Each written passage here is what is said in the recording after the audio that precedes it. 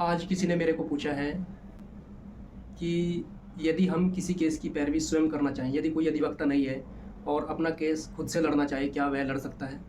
तो मैं आपको बता देता हूँ कि एक शब्द अधिवक्ता आपने सुना होगा जिसको एडवोकेट भी बोलते हैं। तो अधिवक्ता का जो मतलब होता है वो होता है एक्चुअली में आधिकारिक वक्ता, यानी कि ऑथराइज़्ड स्पीकर जो आपके बिहाफ़ पे बोलता है। तो यदि मैं आपकी बात करूँ, यदि आपके खिलाफ़ कोई केस हो गया, सिविल हो गया, कोई क्रिमिनल हो गया, तो आप स्वयं उसकी यदि आपको 3-4 चीज़ें होती हैं, यदि आपको पता होते हैं, तो आप खुद अपना केस लड़ सकते हैं। जैसे सबसे पहले तो आपकी कानून की जानकारी ज़रूरी है कि आपको आपका अगर क्रिमिनल केस है, तो आपको क्रिमिनल में अपने केस से रिलेटेड सारी जानकारी होनी चाहिए। दूसरी जो कोर्ट की भाषा है, वो आपको आनी चाहिए। आपका कम्युनिकेशन जो स्किल है, यानी कि बोलचाल, जो आपकी बात करने का तरीका है, वो आपको आना चाहिए।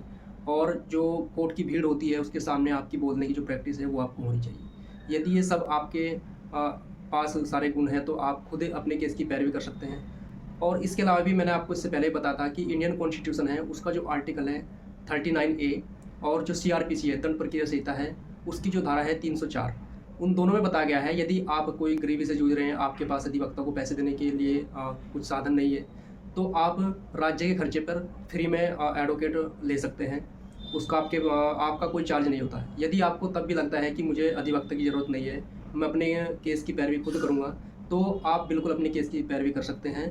आपको कोर्ट से परमिशन लेनी होती है, और यदि आपकी लैंग्वेज, मतलब कोर्ट की जो लैंग्वेज है वो आपको आती हो, आपका कम्युनिकेशन स्किल अच्छा है और आपको कानून की जानकारी है, तो आप अपने केस की पैरवी कर सकते हैं। यदि आपका क्रिमिनल केस है, तो आप बेयर एक्ट खरीदें, और जैसे बेयर एक्ट में भी आप सीआरपीसी और आईपीसी और एविडेंस, ये तीनों बेयर एक्ट आपके पास होने चाहिए।